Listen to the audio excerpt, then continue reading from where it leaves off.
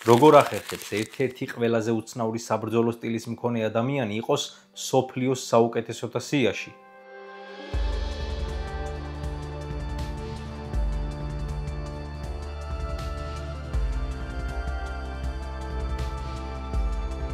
უამრავ მეც სახელშეხვდებით დრიკუს დუპლესიზე, რას აღარ ეძახიან და თუ მის ბრძოლებს ნახავთ, მიხვდებით რატომაც. მაგრამ ამ დაცინვაში და ხალისში ჩვენ წინ ჩამოყალიბდა ერთ-ერთი უძლიერესი და უნიჭიერესი მებრძოლი, რომელსაც სხვადასხვა ამ თვის ბოლოს ბრძოლა აქვს იმასთან, აი ქართველებს რომ ძალიან უყვართ. Everybody, I come here for everybody, kill everybody, I'm the champ, I'm the king, everybody. სასწაული იუმორისა და ტრეშ-თოკის უნარის მქონე ადამიანი, რომელსაც ნამდვილი საჩემპიონო მენტალიტეტი აქვს და ამ ადგილას მოხვედრისთვის მართლაც ბევრი გააკეთა. მის საჩემპიონო ბრძოლებს მე მგონი უკვე იცით, რასთან ერთად უყურებთ ჩვენი ძმა კროკო ისევ აქ არის.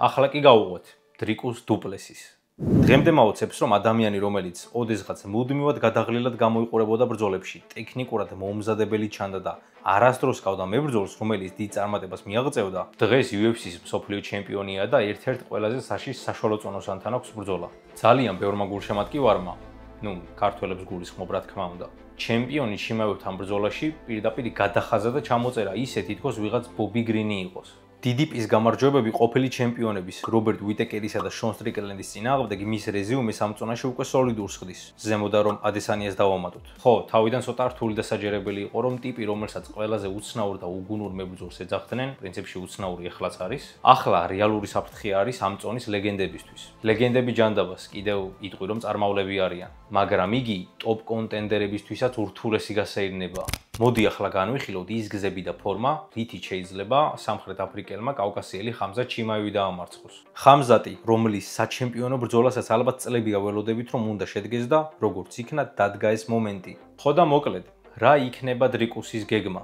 გეგმის პირველი ნაწილი, როგორმე გადაურჩეთ პირველ და მეორე რაუნდებს. ეს რა თქმა უნდა სათქმელად ძალიან იოლია, მაგრამ აბა მიდი და გააკეთეთ ან ვის წინააღმდეგ. ხამზატს UFC-ში სულ 8 ბრძოლა აქვს ჩატარებული. ამ 8 ბრძოლიდან 6 აქვს ფინიშით მოგებული და ამ 6 ბრძოლიდან 5 ფინიში პირველ რაუნდში აქვს.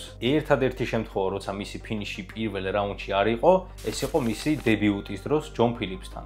და მე მგონი დარს ჩოუკით მოუგო. ანუ ეს თეორიული ლოგიკით რას ნიშნავს, რომ თუ პირველ რაუნდს თავი დააღწიე, საკმაოდ იზრდება შანსი, რომ მინიმუმ ნოკაუტი გამოირიცხოს. თუმცა მე ხამზატის ნოკაუტი DDP-სთან ისედაც ვერ წარმომიდგენია. ხო, ხამზატის სტილი და მთავარი ფიშკა მისი ფეთქებადობაა, რომელიც გამორიცხულია, რომ 2 რაუნდზე მეტი გაგრძელდეს. რამდენად ძლიერიც არ უნდა იყო, უბრალოდ ენერგია გამოგელევა და შანსი არ არის. პირადად მე ვერ წარმომიდგენია, რომ მესამე რაუნდშიც ეგრე გიჟივით იყოს. დრიკუსმა ის უნდა გაითვალისწინოს, რომ კარგი მენეჯმენტი დასჭირდება ოქტაგონში.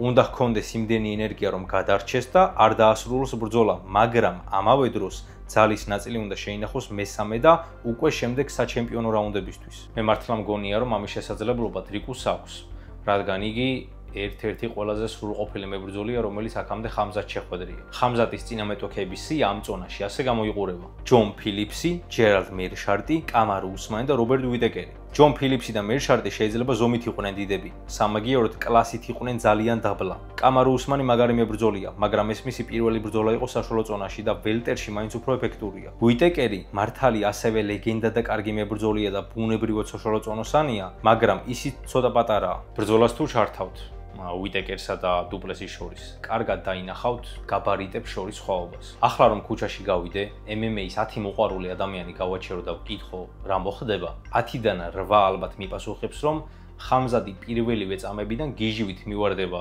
სამხრეთ აფრიკელს და ტეიქდაუნ შეეცდება. ყველა ასე ვფიქრობთ, მათ შორის მეც. ჩემი აზრით, იმ პირველივე ყველაზე ფეთქებადი ტეიქდაუნის შეჩერება კატასტროფულად რთულია. თვითონ DDP-მას ვერ შეძლო უიტეკერის ტეიქდაუნის დაცვა. ხამზატი კიდევ ამ კუთხით გაცილებით საშიშია. ალბათ ღმერთმა იცის დრიკუსის გუნდის გეგმა ამ ბრძოლისთვის რა არის, მაგრამ მე მოდი მაინც ჩემ აზრს გეტყვით. რა უნდა იყოს? მათ ყურადღება უნდა მიაქციონ არა ტეიქდაუნების, არამედ საბმიშენებისგან თავის დაცვას. როგორ გამოვიდეს პოზიციიდან, როგორ გამოძვრეს ისეთი ვითარებიდან, სადაც შეიძლება ჩეჩენმა უხერხულად დაიჭიროს თუნდაც ფინიშისთვის და ასე შემდეგ. ზოგადად გრეპლერების 2 ძირითადი კატეგორია არსებობს. ის ვისთვისაც პოზიცია უფრო მნიშვნელოვანია და ის ვისთვისაც საბმიშენია მთავარი.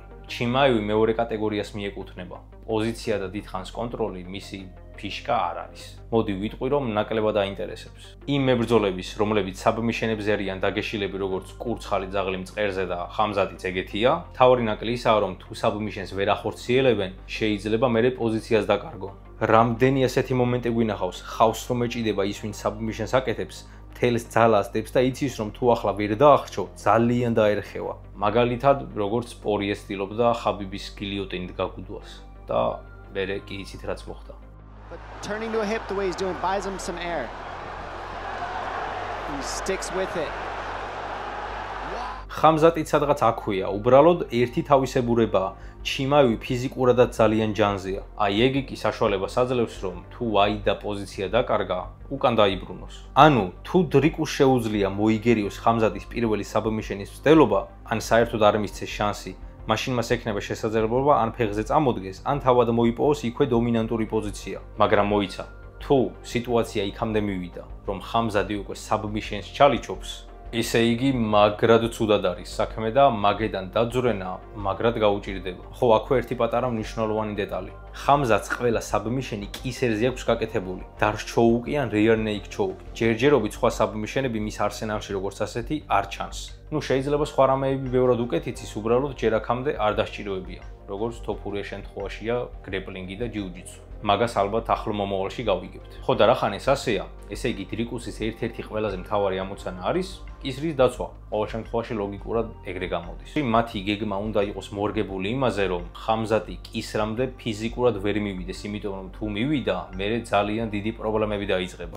კაი, ეს პირველი და მეორე რაუნდები გავიარეთ. თუ დრიკუსმა მოახერხა პირველ რაუნდში გადარჩენა, შემდეგი ნაბიჯი არის აიღოს ინიციატივა ხელში. ბევრი ფიქრობს, რომ ხამზატთან ბრძოლა რაღაც ომად უნდა გადააქციო, როგორც ეს მაგალითად გილბერტ ბენსმა გააკეთა. მაგრამ ხამზატის პერსპექტივიდანაც რომ შევხედოთ, მაგა ბრძოლის შემდეგ ძალიან ბევრი რაღაც გადააფასა და საკმაოდ შეიცვალა. იგი აღარ მიყვება მხოლოდ ემოციებს. ნაკლები ემოციურობა ისედაც ეთყობა, ეს ბოლო პერიოდია. რაღაც პრაგმატული მებრძოლის აურა დაყვება. დღევანდელი ხამზატი უფრო გაწონასწორებულია, მაგრამ რაც არ უნდა იყოს, მეორე ან მესამე რაუნდში ის ფიზიკურად მაინც დაიღლება და სწორედ აქ უნდა დაიწყოს დიდი მოქმედება. ხამზატი როგორც ჩანს, როცა ზეწოლას გრძნობს, კონჩეტევაზე არ გადადის. უბრალოდ უკან იხევს და ელის თავის მომენტს. დრიკუსი კი იმ ტიპის მებრძოლია, ვინც მოძრაობაში ძლიერია და შეუძლია მოულოდნელად დაიჭიროს მეტოქე უხერხულ მომენტში. ცოტა უკან რომ გადავახვიოთ, ფაქტია, მიუხედავად იმ აშკარა სისუსტეებისა და შეცდომებისა, რომელსაც იგი უშვებდა, დრიკუსი ყოველთვის იმარჯვებდა და რეიტინგში წინ მიიწევდა. მისმა წარმატებების სერიამ შარშანი იგი რობერტ უიტეკერამდე მიიყვანა, სადაც ყველას ეგონა, რომ უიტეკერი მოუგებდა. მაგრამ აქ ერთი მნიშვნელოვანი ფაქტორი იყო. ამ ბრძოლამდე დუპლესიმ ცხვირზე ოპერაცია გაიკეთა. მისმა მწვრთნელმა კი თქვა, რომ ოპერაციამდე იგი მხოლოდ ჟანგბადის 8%-ს უნთქავდა. აი გასააზრებლად რა სიგიჟია, მაგრამ ეგრე თქვა. არ ვიცი ცხვირმა ასე ძალიან უშველა თუ რა მოხდა, მაგრამ იმ ბრძოლის შედეგი კი ყველა მიცით. უიტეკერთან ბრძოლაში დრიკუსი განსხვავებული მებრძოლი იყო, ფიზიკურადაც და სტილისტურადაც. ის სიფრთხილით ეკიდებოდა ბრძოლას. რაუნდის ბოლოს დიდი თეიქდაუნი და იდაყვის დარტყმით მოიპოვა უპირატესობა. მეორე რაუნდში კი აი ეს გააკეთა.